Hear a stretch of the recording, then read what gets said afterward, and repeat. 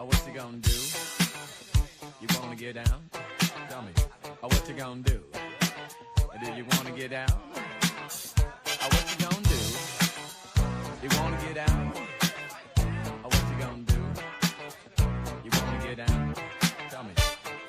Get down on it. Get down on it. Get down on it. Get down on it. Come on in. Get down on it. Get down on it. Get down on it. Get down on it. How you gonna do it if you really don't wanna dance? By standing on the wall. Get your back up off the wall. Tell me, how you gonna do it if you really don't wanna dance? By standing on the wall. Get your back up off the wall. 'Cause I heard all the people saying, get down on it. Come on and get down on it. If you really want it, get down on it. You gotta feel it. Get down on it. Get down on it. Get down on it.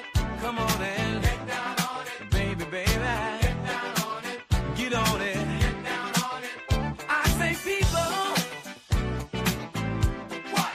What you gonna do? You gotta get on the groove if you want your body to move. Tell me, baby, how you gonna do it if you really don't wanna dance? By standing on the wall. Get your back up off the wall. Tell me, how you gonna do it if you really won't take a chance? By standing on the wall. Get your back up off the wall. 'Cause I heard all the people saying, get down on it. Get down on it. Get down on it. Get down on it. When you're dancing, get down on it. Get down on it. Get down on it. Get down on it. Sha-da-ba-da-ba-da-ba-doo. Oh, what you gonna do? Do you wanna get down? Oh, what you gonna do? Get your back up off the wall. Dance, come on. Get your back up off the wall. Dance, come on. Get down on it. Come on in. Get down on it. If you really want it, get down on it. You gotta feel it. Get down on it. Get down on it. Get down on it. Get down. Come on in. Get down on it. Baby, baby. Get down on it. Get down. Get on it. Get down on it. How you gonna do it if you really don't wanna dance? By standing on the wall. Get your back up off the wall. Tell me, baby, how you gonna do it if you really won't take a chance? By standing on the wall. Get your back up off the wall. Listen, baby, you know it. Oh, when you're dancing, yeah, you show it. Oh, when you move, move, move, you know it. Oh, when you're dancing, yeah, you show it. As you move across the floor, get down on it. Come on and get down on it. If you really want it, get down on it. You gotta feel it. Get down on it. Get down on it. Get down on it. Come on and get down on it. Baby, baby. Get down on it. Get on it. Get down on it. Sha-da-ba-da-ba-da-ba-doo. Oh, what you gonna do? Do you wanna get down? Oh, what you gonna do? Get your back up off the wall. Dance, come on. Get your back up off the wall. Dance, come on. Get down on it. Come on and get down on it. If you really want it, get down on it. You gotta feel it. Get down on it. Get down on it. Get down on it. Come on and get down on it. Get down on it. Get down on it. While you're dancing, get down on it. Get down on it. Get down on it. Get down on it. Oh, oh, oh, yeah. Get down on it. You move me, baby, when you move. Get down on it. Get down on it. Get down on it. Get down on it. Get down on it. Get down on it. Get your back up off the wall. Get down on it.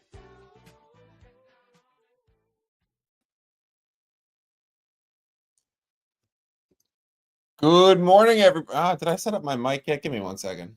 No, I did not.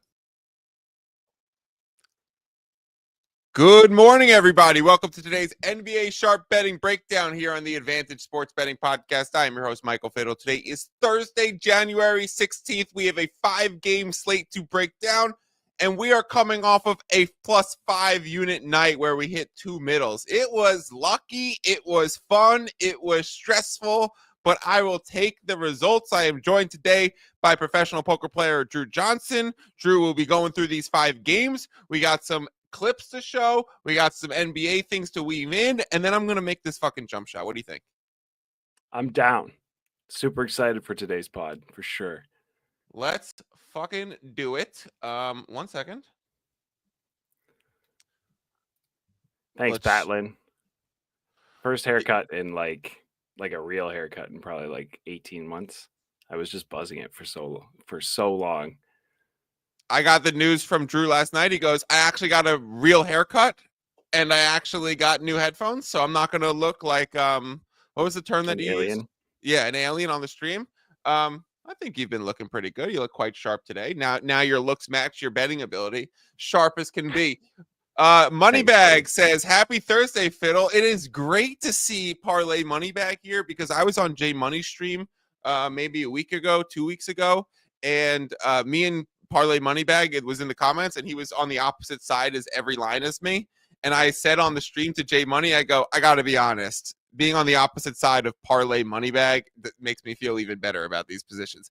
Now he shows up to our stream, which is fantastic. So he could handle a little tough love, could love a little jab. Cook me back, Parlay Moneybag. If I lose one, come back and make it known.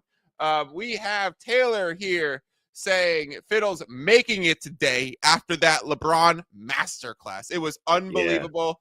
Yeah. Batlin said Fiddle's shot line, I'm going to assume. Closed end plus 125. Yeah. Oh, he fixed it after. The shit line is minus 150 for after this pod. Let's be honest. All right. Let's go through today's 5-game card. We'll break down our best bets, where these lines have been moving, where we think they might end up, what is still playable, and so much more. We start off with the Indiana Pacers at the Detroit Pistons. Drew, I almost want to throw this straight to you because you were the one that pointed this out and kind of initiated this play for us. Do you want to start with this breakdown, or would you like me to do it? I just got lucky, honestly. I was watching an odd screen, I don't know, 6 p.m. last night, 7 p.m. No, it was probably later. It was probably like 9 or something like that, my time anyways. And the odds weren't updating for whatever reason. So I actually clicked over to my FanDuel tab and hit the refresh button and saw 228.5 sitting there. And every other line that I had just looked at on the screen, on the odds screen, said 225.5 still. So what did I do, Mike? You fucking hammered it because you saw 3 points of line discrepancy there, and you would have played it for a max bet knowing you have an immediate middle in your back pocket.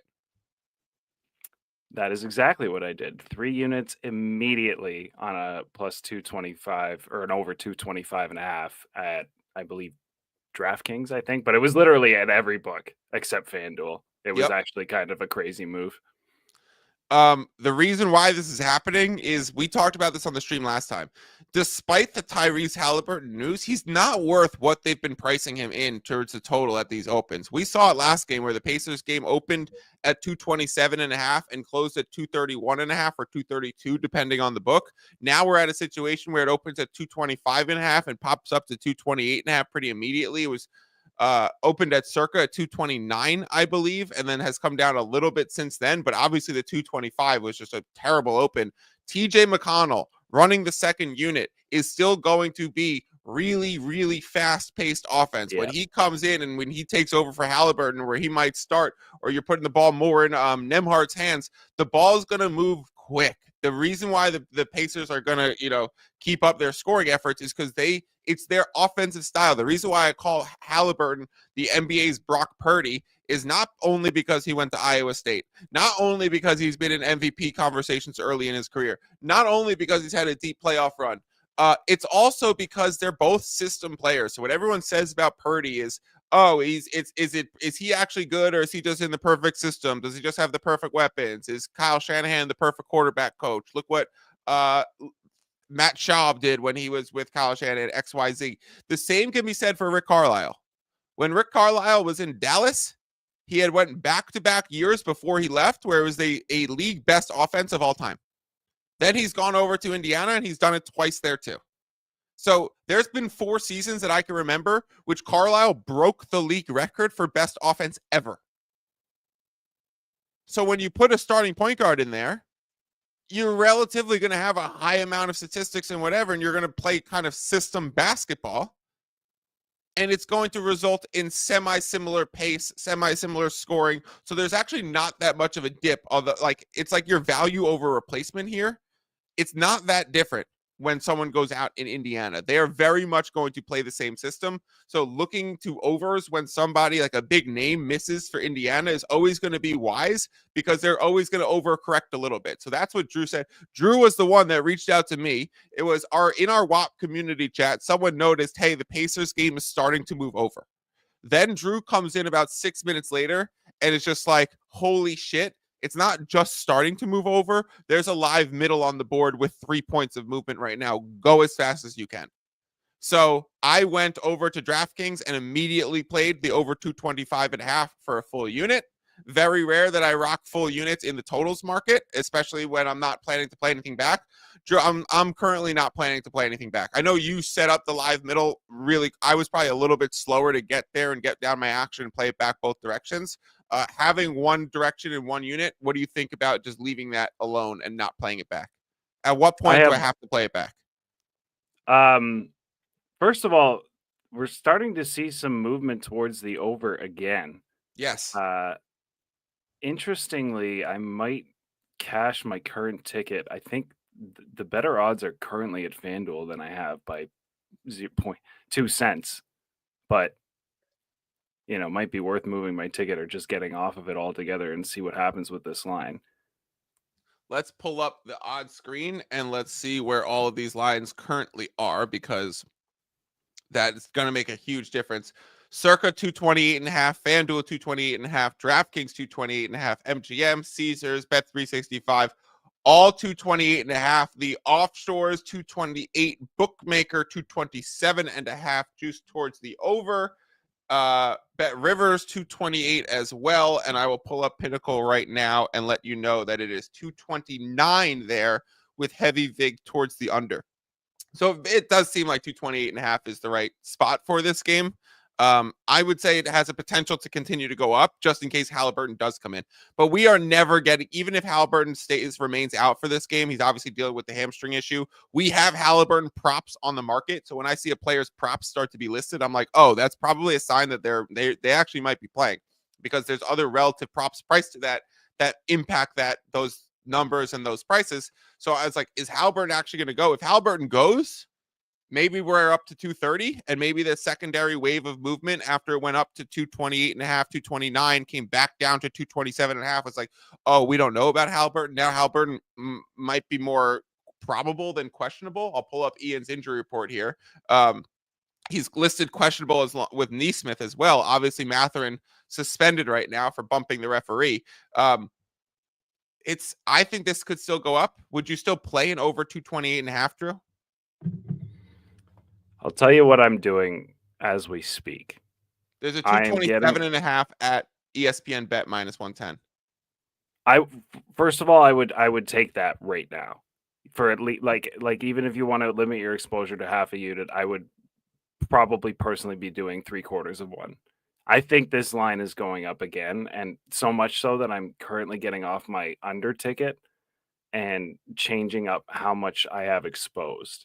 So I'm going to move my under ticket from the -110 on the 228.5 to the -108, but I'm only going to use one unit and play that back. So I'm going to have 2 units exposed for the time being, and we're going to see what happens. And just so that we can clarify, when you say you're moving tickets and doing things like that, you're using the sites that offer full value cash outs if you're at the current number or even slightly ahead in this spot. So you're not suffering. You're saying I'm gaining 2 cents here because you could do it for free, right? So know that FanDuel offers a full value cash out. Know that DraftKings does not offer the full value cash out. What do you say? Sports Interaction does give you the full value cash out if the line hasn't moved. Yep. So knowing these tendencies or these book policies in certain spots makes a difference, because if FanDuel, Sports Interaction, and DraftKings are all laying the exact same line, Drew, Which one do you bet it at?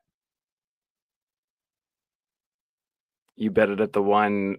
There's two things to think about actually that I've noticed. Because some books will give you, specifically Bet365 will give you early cash outs on certain Yes. outcomes. Right, like if So your money the- line and- is up by 20 or something, or up by 10 points in the second half or whatever, they do those promotion things. Yes, if those things are going on and your I side think correlates that's with that, yes. kind of constantly going on with them. I haven't seen that not going on.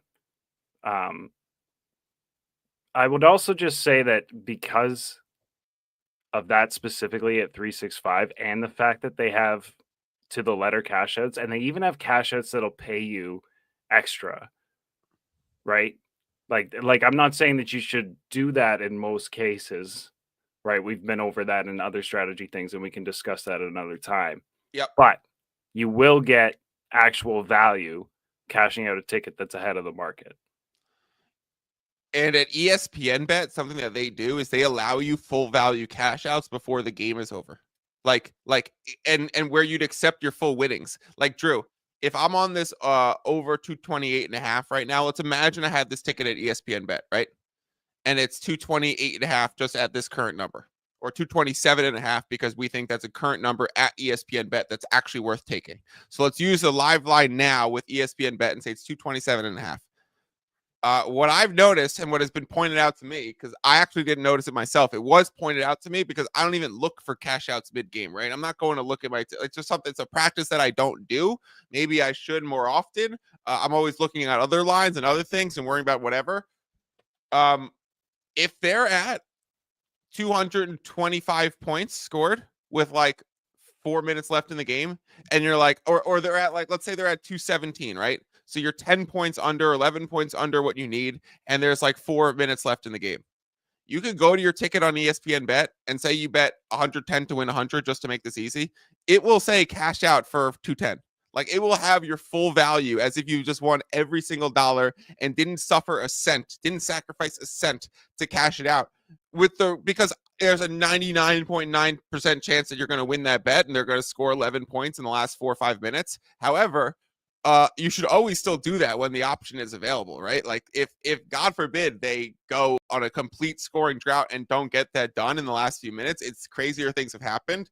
There are times where your ticket looks so good that it offers you the full value cash out as if you're going to win your whole bet. Taylor says early payout after the team goes up by 20. That is the current Bet 365 one. Yep, that is a great one to take advantage of, especially if you're on a favorite money line. So say it was one of those random days where I played a minus 850 on a Denver money line going against the Brooklyn Nets or some crazy shit like that. There's an incoming Oklahoma City Thunder at home against Brooklyn Nets this weekend, I believe. Let's say that spread is 18.5 when it opens. If you were interested in playing the money line, if there is a money line corollary to that game, I'm sure there will be, then doing it at Bet 365, where if they go up 20, it will cash, makes a lot of sense with that. Dilante says Halliburton's injury designation was updated. Looked like he's going to go, but it's groin and not hammy. Thank the heavens. Oh, that's great. That's good news. I'm glad it's not the same ailment. Yeah, so this is perfect. Fantastic news. So I'm loving the fact that I now have 2 units exposed up.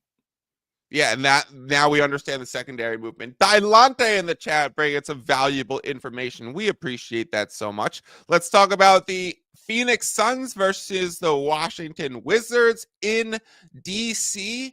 Kevin Durant is back in his home city. Is DC a city? Yeah, DC is a city. I was going to say home.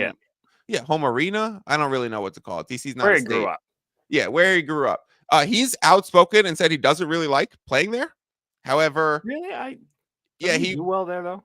He does well everywhere, but that's true. He was outspoken in the sense that he did not want to go play there and was not interested in signing with the Wizards, even when they had the John Wall and Bradley Beal come full circle moment.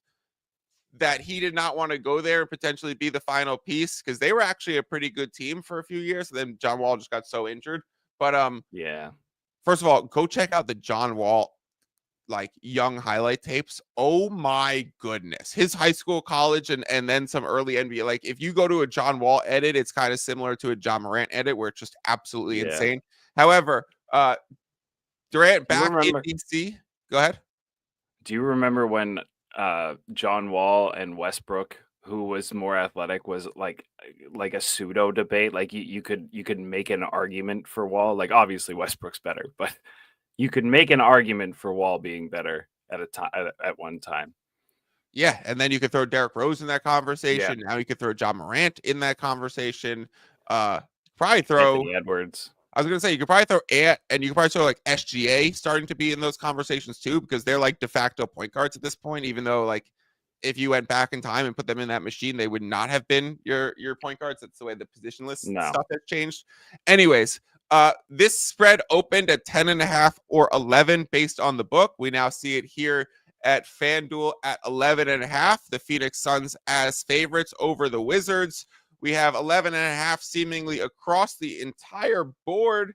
Yep, circle 11.5, DraftKings, MGM, Caesars, Bet365, the offshores, Bookmaker. Literally every single book that we always reference is laying 11.5. So if you jumped on a little Suns early, maybe you have a little closing line value here. If we look at the total, it sits at 231.5. The open was 232.5, depending on the books. I'm opened at 233. So a little bit of movement towards the under, a little bit of movement towards the Suns. Drew, I don't want to play any more unders with Suns. Suns unders was something that I was riding frequently the last 2 weeks. Really, since they made that shift where they put Ryan Dunn and Plumlee in the starting lineup and they removed Bradley Beal and Nurkic. Yeah, that Nurkic's was ass is 2 out of the weeks ago rotation now. at this point.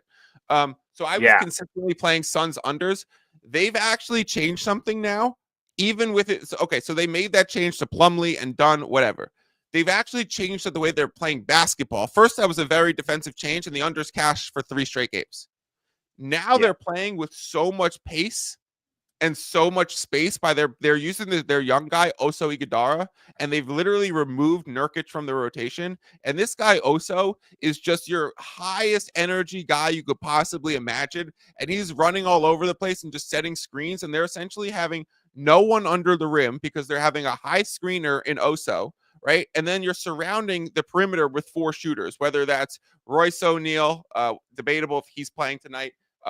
Grayson Allen, who's looking like Michael Jordan with some of his layups, Bradley Beal, Devin Booker, Kevin Durant. It was Josh Okogie, but they just traded Okogie for a center in Nick Richards that they brought in from Charlotte, which I think is going to be a huge piece. We talk about Budenholzer.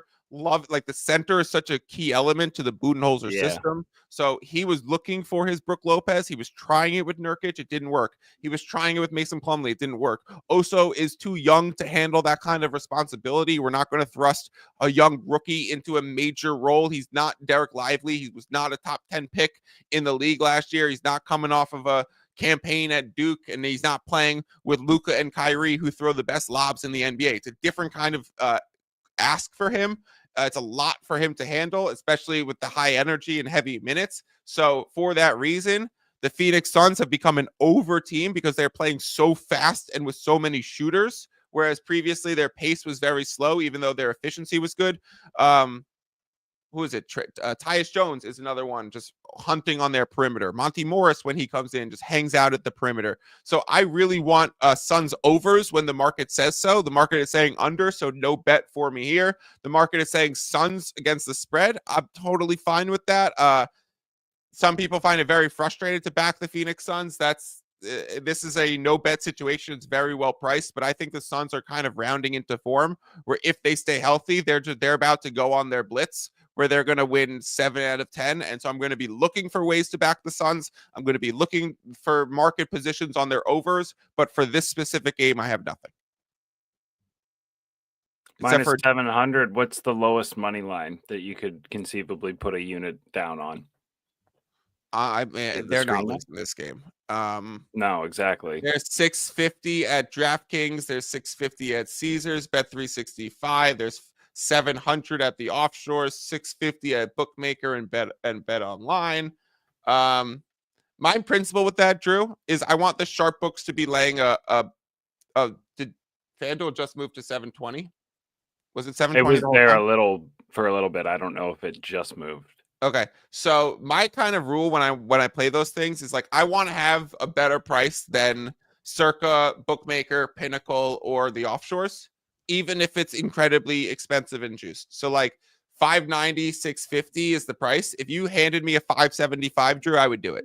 So if you're Oh, saying you're okay. looking for your price right now, given the fact that there's 650s at the sharpest books and offshores, there's one 590 at Circa. Like if I had the access to the 590 at Circa, I'd probably bet it.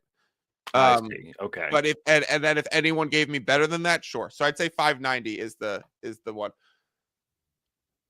Suns over first half from Moneybag. He says we'll talk about, he asked a question about first half stuff, so I'm going to answer that at the end of the pod, but that's potential look from Parlay Moneybag saying Suns over in the first half. We'll have to look at those numbers. Adonis says Nick Richards was a good trade. The Suns just need the Suns to cover something because they're horrible against the spread.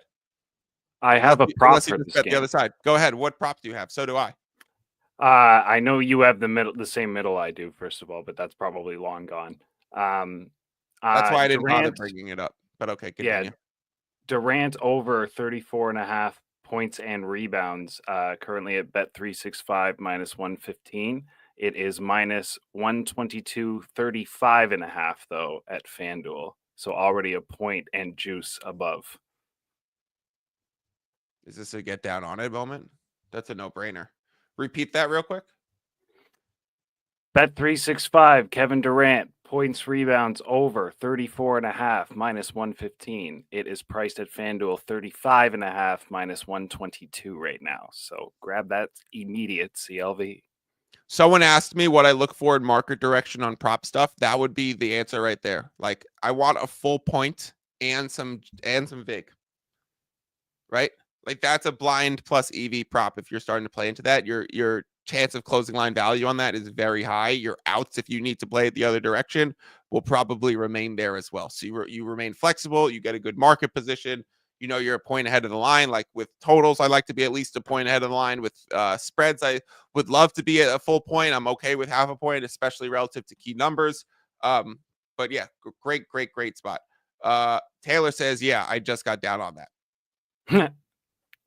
Thank you to Drew. Show play from Drew. That will become a Watt play if it's still there when the show ends. Let's talk about the marquee game on the slate, Drew. Cleveland Cavaliers versus the Oklahoma City Thunder. A repeat matchup of what was one of the best games of the season, featuring, I believe, the two teams that have 30 wins and only that. Yeah, Celtics are at 28 wins and Rockets are at 27 wins. So another matchup, second matchup between the only two teams with 30 wins in the NBA. The last time these two teams played, Drew, there were 30 lead changes in that game. So it all was synergetic in that sense. Now we're back in Oklahoma City. Isaiah Hartenstein has been ruled out and is going to miss at least the next week. We know on the other side, we're getting a relatively clean injury report. I will show it 1 second. Ty Jerome is only questionable. So Cavs should be completely healthy. Thunder are going to be missing a starter. I think they're still down Chet Holmgren as well, despite him getting shots up and being seen on the court. I don't think we've gotten the word that Chet is back yet. So OKC opens as a 3.5 point favorite, and we've seen Cleveland's team come in. I think that's very much relevant to the Hartenstein news. What I was going to say for this game is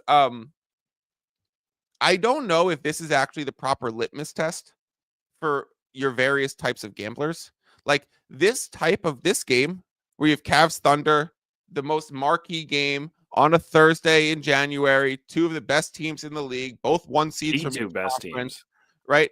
No football tonight, right? We're in the playoffs. There's no Thursday games. So this is marquee matchup in major market, correct? Yep.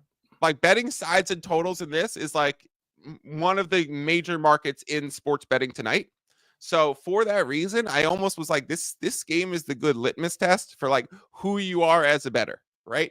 Are you somebody who thinks you've derived an edge and therefore want to get down as much fucking money as you can. And this is a great spot to do it because you're betting into a major market in a marquee game. And so if you have that edge, you want to get down so much on it, right? And you'll have that ability to, maybe more than most NBA games.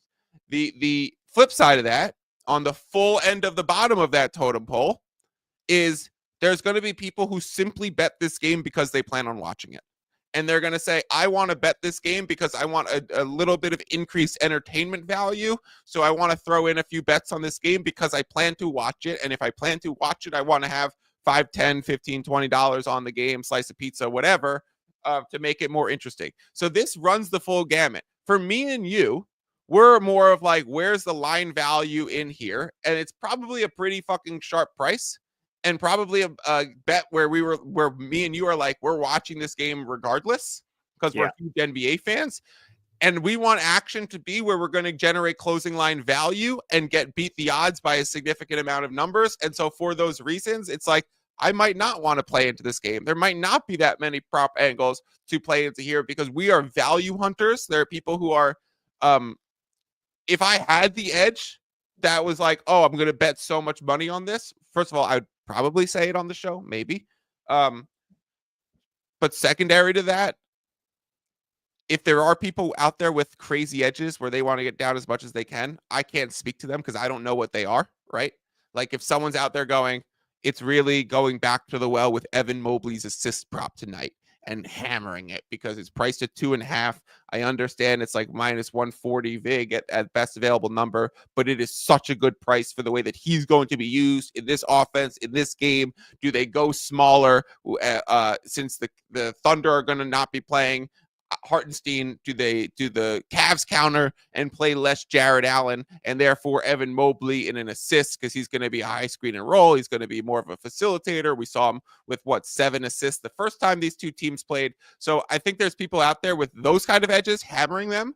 And I think that there's people simply watching this, betting it just to get down some action. And then I think there's people like me and you who said, Cavs plus 3.5 is probably a pretty decent spot that's going to close ahead, but I'll bet half a unit on it and I'll make it really small because it's not that much of an edge relative to key numbers. And it's Oklahoma City at home. And that's kind of a scary fade situation in a revenge spot.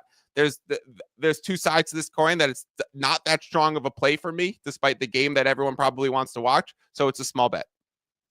Yeah. I'm in the same boat. I trailed you. I did only get them plus 3. But I only played minus 108 for it. So, I'm happy with that. And yeah, I'll definitely be tuned into this one. These are two great teams that I just love watching. As long as they're playing good competition, I like watching them. One thing I will say is I also took personally an under 232.5 play because of everything you just said about how much action will be on this game. Having that line stay still tells me that the majority of the money is coming in on the under and the public is just like, hey, let's have an over tonight to get these two really good offensive teams who don't have a big in. So they're going to play faster and whatnot. And I think the sharps are on the underside of this one. And so I'm trailing them. So this line is 5 points higher than the open when these two teams played a few days ago. We played the under 227.5, I think it was, and it ended up being something a terrible ticket that closed minus CLV and flew over the total. There was like a slow first quarter, and then the next 3 were just insane. Taylor saying Caruso is back, right? And Alex chimes in, Caruso is back. It's Alex's cousin, Alex Caruso, and that would help your under for sure. Don't forget that the Thunder had the league's best defense when they were without Hartenstein and when they were without Chet Holmgren. So in that little block, when J-Dub was playing the 5, they still had the number 1 defense in the league. Alex comments in, don't know the prop market like you at all, but last game, Allen and Mobley had double-doubles. No Hartenstein in this matchup. So would you think to go back to the double-doubles? Alex, I would go the exact opposite way. Like, this is the game where they don't have double-doubles because J-Dub is going to be playing the 5, and they're going to force Cleveland to go smaller too. So this is the game where I would pivot from that and look more Mobley assists I would look more fade one of them not to have a double-double, fade the under rebounds on maybe Jared Allen because he might play less. And then look towards maybe a Dean Wade kind of threes prop or someone like that who's going to come in who could play perimeter-oriented basketball but still has that length. So, like, does Bang Bang Niang play a little bit more minutes? Does Dean Wade play a little bit more minutes in this game? Does LeVert, become like a do whatever you want versatile forward in this game instead of, a backup guard? So I actually think this game is quite hard to prop and quite hard to know what to expect because of the injury changes that are coming.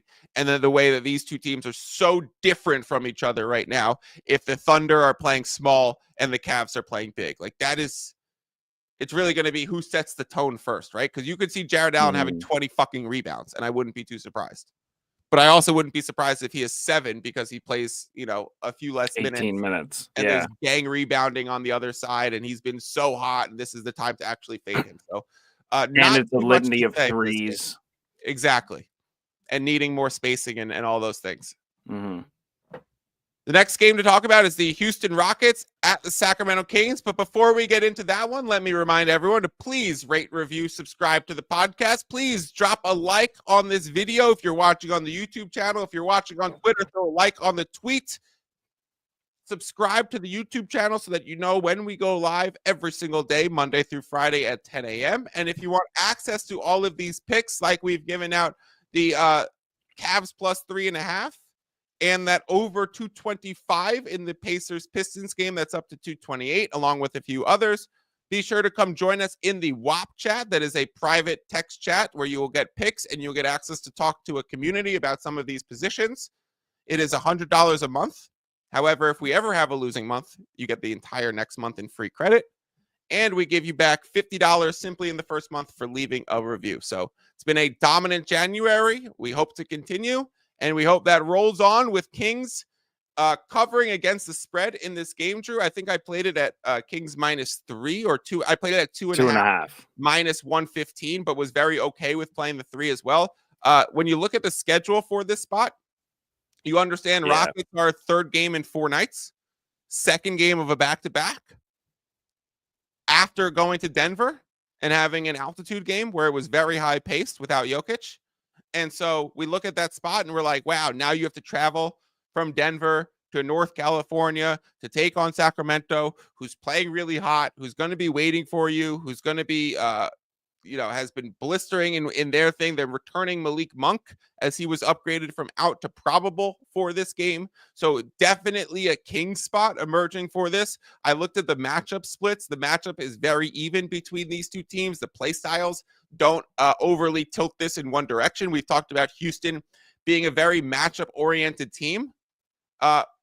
Jabari Smith is like very key to this matchup, and he's out tonight. So Steven Adams is doubtful, and he's been a linchpin for the bench unit for the Rockets. Everything he does doesn't show up in the stat sheet, but his offensive rebounding, his generating of extra possessions, his screen setting, his screen assists for any of the nerdy analytic stats that people like out there. Sacramento Kings, I think, is a beautiful, beautiful, beautiful spot tonight. I will pull up the best available odds because a 3.5, I would say, is still very playable. A 4, oh yeah, there's plenty of 3.5s.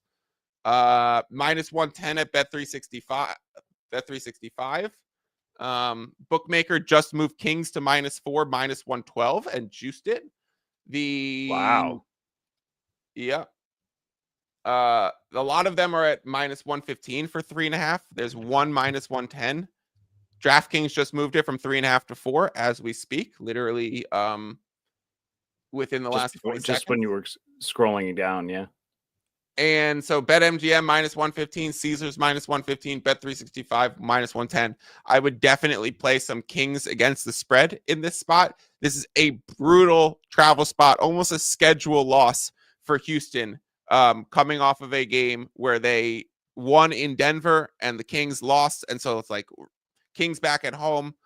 Terrible, terrible Houston spot. Highly recommend playing the Kings -3.5 if you could get down on it. Boo-da-doo-da-doo. Taylor says a lot of the market just moved to 233. Oh, really? Is that for the OKC game? OKC Cavs game. Okay. We'll have to check back on that. I thought he was talking about this game for a second. Now. That would have Hang scared on. me, Drew, because we also played the Damn. under in this game at 227.5, I believe. You sent me the alert on this one to go play it, and Yes. you were like, "Oh, go grab this right now." I'll let you walk through this one again. What was the number you sent me, and why did you tell me to go bet it? I did. I listened. Oh, wait. BetMGM just moved it to 4.5. Caesars just moved this to Kings -4.5, -115. Offshore is moving this to 4.5. Get your 3.5 right now. Go I get might your- even grab more. Yeah. Sports Interaction. I've only got moved a it to half unit 4.5. yet. Grabbing. This is a get down on it moment. All right. We will be right back. Enjoy, everybody. See you guys in 40 seconds. Get down on it. Get down on it. How you gonna do it if you really don't wanna dance? By standing on the wall. Get your back up off the wall. Tell me, how you gonna do it if you really don't wanna dance? By standing on the wall. Get your back up off the wall. 'Cause I heard all the people saying, get down on it. Come on and get down on it. If you really want it, get down on it. You gotta feel it. Get down on it. Get down on it. Get down on it. Come on and get down on it. Baby, baby. Get down on it. Get on it. You get it in? Yes, sir. Well, not the 3.5. I took a less juice -4. -4, -108 here at FanDuel. Yeah. That seems like a good spot. I'd be wondering if we hear some Houston news in a little bit. It's an under spot as well. Drew, I would cut you off as we were Just talking. fraud. Do you want to explain the under in this position? Well, this one was just super easy to pick off the 227.5 when FanDuel and other sharp books were down at 226 already. So I was just like, okay, easy money there. And I expected this one to shift under because of how well the Kings are playing, their newfound sort of defensive prowess that they're leaning into a bit, slowing the pace down a little more on that defensive end. And with the Rockets being on the third and 4 nights after that Denver game, I just think that's a clear under spot. Like Rockets are one of those teams. There's only a couple in the league that after when they're tired, the defense will stay the same and the offense will probably drop, right? Yes, that's wholeheartedly what I agree with. If this is a spot where the Rockets are exhausted, Ime will still get on their ass for defense, and you have to wonder if the offense starts to slip, if they just start to play a little sloppy. And the Kings' spacing has not been great. Obviously, when you return Malik Monk back, it should improve a little bit. Yeah, but the Kings' that might spacing change things. has really not been great either. So I don't mind playing some Kings unders in general. One more game to talk about. Then we have an NBA clip to show from last night. And then we got the Betstamp one shot. If we take a long shot on the board, and I will share my odds screen. It is the LA Clippers visiting the Portland Trailblazers. A spread of 7, a total of 219.5, Drew. This spread opened at 6.5, went down to 5.5 when the news that Kawhi Leonard was going to play yesterday against Brooklyn, but not play the second night against the Portland Trailblazers. The total was 222 at that time. Drew, what have we discussed on this show? What does Kawhi Leonard do to an NBA total? He moves it over. When Kawhi plays, the total goes up. We understand Kawhi is a great defender. However, he's at this stage of his career provides more offense than shutdown defense. Right? His ability to cook in the mid-range and open up a third level of scoring for these teams is very helpful. His ability to ISO and create for himself and not be overly reliant on James Harden, very helpful. So Kawhi has become an over player. So as soon as Kawhi was out, I went and played the under 222.5. I was not wanting to back the Blazers and fade the Clippers because I literally just took the Brooklyn Nets to beat the Blazers, and they did outright. Right. We know this is a little bit of a revenge spot because the Clippers have struggled with the Blazers a little bit in those Kawhi-less games. So maybe they come out. There's also all this drama around DeAndre Ayton just literally being out there and not trying. It seems that Chauncey Billups is maybe a few weeks away, definitely a few months away from not returning to the team as a lame duck coach. He'll probably make it through the season and not come back. So the Portland wheels are falling off, and I did not want to back Portland, but it was a clear under spot when we got the news that Kawhi Leonard was going to play Wednesday, but not Thursday. and we know what he does to a total, and the game was already priced ahead of time. So it's like, okay, you just told me what's going to happen with this spot. Now I know which way the line is going to move. So I went ahead and I played the under 222. And now it is down to, and now it is down to, what did I play? 219 at Bet Rivers currently still. I think it's starting to tick back up a smidge. Yeah, it was 222 flat that I played, not 222 and a half. Great. Yeah. An awesome spot to have for the Clippers low pace team. Alex says Fiddle's going to make the shot today, and he would parlay that with Cavs money line if he could. Let me tell you, Alex, it's the Cavs that would sink you in this parlay. I got you. Joel, thank you for being here. It says Kings and Clippers money line. Down with a Kings money. I would rather play -4 instead of a -164. I would definitely rather just play the points, especially if you could still find a remaining 3.5. You see it's continuing to move right now. So I would rather play ATS for the Kings. Clippers on the road, 6.5 that moved to 7. I think you could fit the criteria to say I'll play a money line at -290. You better not, Joel. You better fucking not parlay those. You got to picture Kobe Bryant as your avatar. Mr. Good Decision Maker. Mr. Get my ass up at 5 a.m. and get to the gym. Mr. Practice hard, put in the right things, do the right effort. Don't give the middle finger to Kobe and put those bullshits in a money line parlay. You put those in a money line parlay, Drew, you literally just took your -290 and you made it a -330. You literally just took your -166 and you made it a -185. And you think you're cool because you combine a -185 and a -330 together, and maybe you're paying -120 in combined, right? In reality, what you just did was make each of those lines more expensive. Yeah. Because the multiplier rips you the fuck off. All right. You would never parlay these two games either because you can't play off one. If They you win start the at the play. exact same time. Another absolute sin in the parlay space. Choose games that don't happen at the same time. Therefore, you can hedge it if you need to. You remain flexible if you need to. Should you hedge a parlay when it gets to the last leg? No. If your reason to hedge a parlay was simply because it got to the last leg, you should know what time these games start and don't fucking include that last leg to begin with. If you were just going to look at the cash out and think, whoa, that's kind of sexy. And you're like invoking some Ray J and you're like, ooh, sexy, can I cash out right now? No, don't. First of all, don't put that parlay in. Know what times they happen. If you are still going to put that parlay in and you would consider cashing out, then put one less leg in the parlay. Bro, I'll play him straight for you. That's when you know Joel was going to parlay him. Thank you, Joel. I really appreciate that. You're actually doing it for yourself. I promise you that. You are doing it for yourself. Do it, or just do it for the Mamba. Drew, we got one NBA clip to play. Actually, we have 3. Yeah, you should have a couple today. I know of at least 2 that should be on this list. All right, I'm going to give you the one that you weren't going to guess. Okay. Do you know what's coming for a OKC clip right now? No, I don't.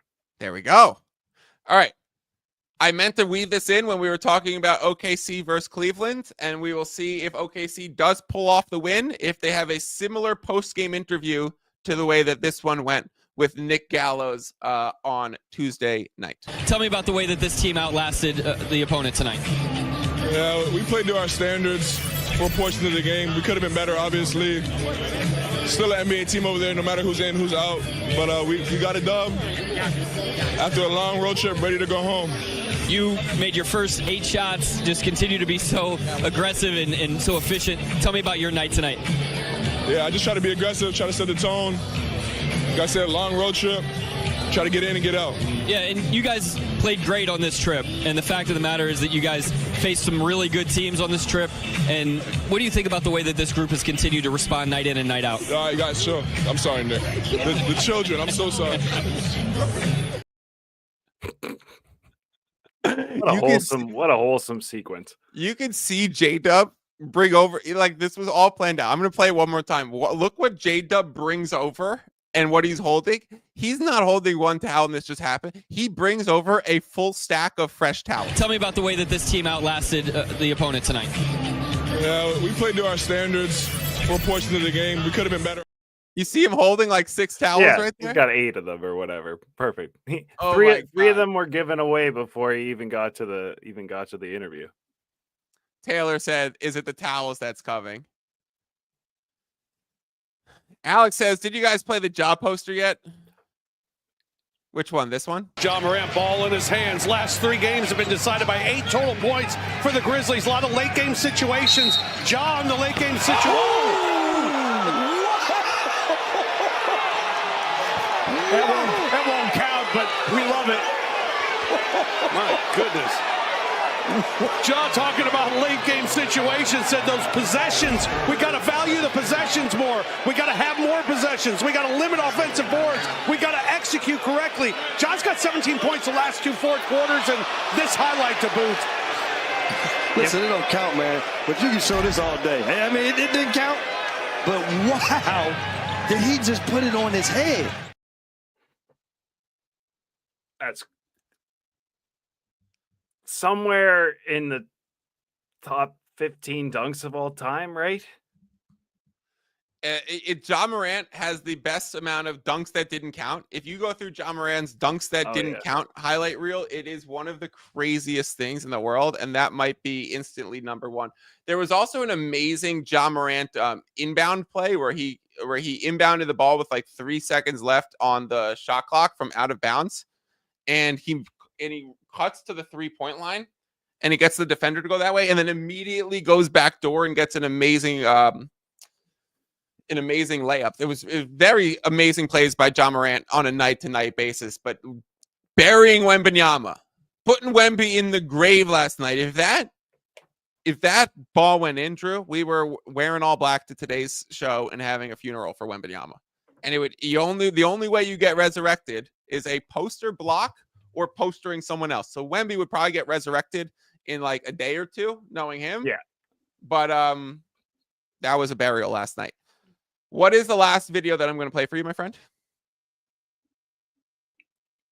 I feel like LeBron. That Rui is number 1 on that list, but he is. LeBron straight away 3.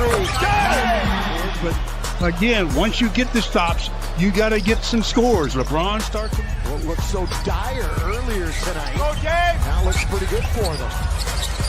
LeBron.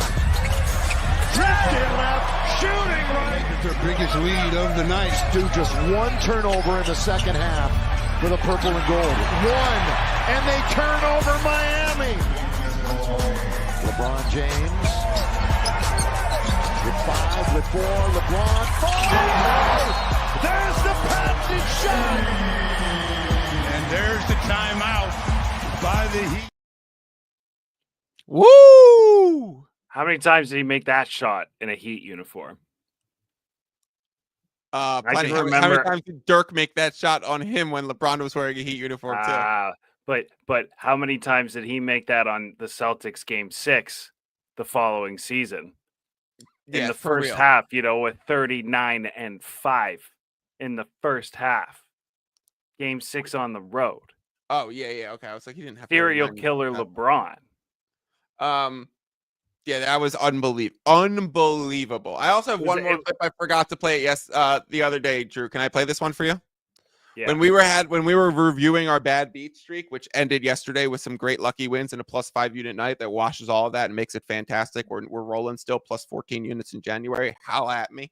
The other night when we had some bad beats, there was a Wizards Wolves game that ended in just 1 point or half a point north of my total. I had a 225.5 under, and it landed 226 with a 65-point fourth quarter. Here was one of the and ones towards the end of that game when it was a double-digit game that totally fucked me. The layup. Edwards. Step through on Sarr. High arcing shot. Of course it drops. Oh, he's a magician. I saw that go in. I was like, yeah, there's no way I'm winning that. Yeah, bet. yeah, you're not winning that bet. No. No. That was like when Oh, what was the three that pushed it to overtime or something like that? Oh, that covered the Bucks middle. Oh, the Paolo doink doink 3. Yeah. Just. Are Speaking we ready of for doink this? doink doink threes? Ladies and gentlemen, let's do the last segment of today's show. One shot for Betstamp. We are now partnered with the company Betstamp. We use their pro odds screen. If you would like to get access to their pro tools as well, we will put the video or the link to that. Oh my God. Start this over. Ladies and gentlemen, this is the last shot. Oh my Lord. Ladies and gentlemen. All right, ladies and gentlemen, last segment of today's show, the one shot for Betstamp segment. Oh my Lord. All right, I'm just going to shoot it at this point. We'll do it tomorrow. You know what's happening, people. You know what's happening. If I make this shot, we'll get another clip one day. I'm probably going to break it. But if I make this shot, I will share my odds screen on the show, and you guys can see what program that I use. We will sort it by plus EV long shots, and we will choose a long shot to ride together. Maybe I'll learn how to speak one of these days. We've changed the rules so that I now shoot from the chair because moving over there just made no sense just from the whole visual setup. I did mark the ball that I do feel is the best one. So straight cash on me. Oh! It literally came right back to me. Do we go for 2? Yeah, beer pong rules. Bro. Oh, short. I felt that right out of my fingertips that it was short. Oh my God. Why those can't I make a shot?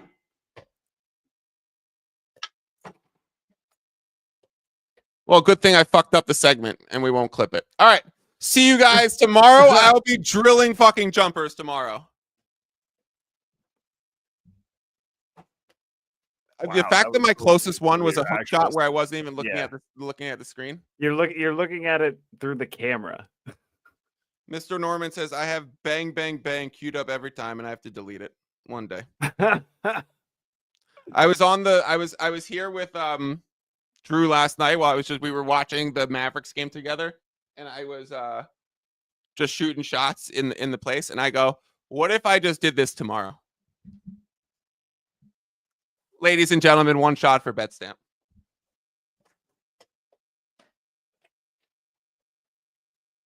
Did go in. They finally saw me make one. All right, that is going to do it for today's show. Let's show the WAP plays for the day. Give me 1 second. We have 7 bets on today's card. It is the Clippers Portland under 222, which now sits at 219.5. It is the Detroit Indiana over 225.5. 3 points ahead of that now at 228.5. The Cavaliers plus 3.5 down to plus 2. Houston Sacramento under 227.5. 6. Sacramento Kings minus 2.5. We gave that one out on the show at 3.5 too. We see now 4s and 4.5s on the board, and a Jordan Poole middle over 19.5 and under 22.5 was available at the same damn time. So we obviously played both of those. So Jordan Poole, give me 20 points, please. Give me 21 points, please. Give me 22. Great. Points, One thing you forgot: Kevin Durant. Points, rebounds, over 34.5, still available, minus 115 at Bet365. I know you wanted to grab this at the end of the show. Yeah, I really want to make a jumper, though. This is embarrassing. See you guys later. Here's Patrick Beverly saying, y'all subscribe to my podcast while you watch me miss all these shots. Y'all subscribe to my podcast while y'all asking all these questions. Don't forget to subscribe to the pod. And if you're a kid, listen to your parents. Listen to your parents. Listen to your parents. Subscribe to the pod. Subscribe. Subscribe to the pod. Subscribe to the pod. Subscribe to the pod, man. Good, those are good.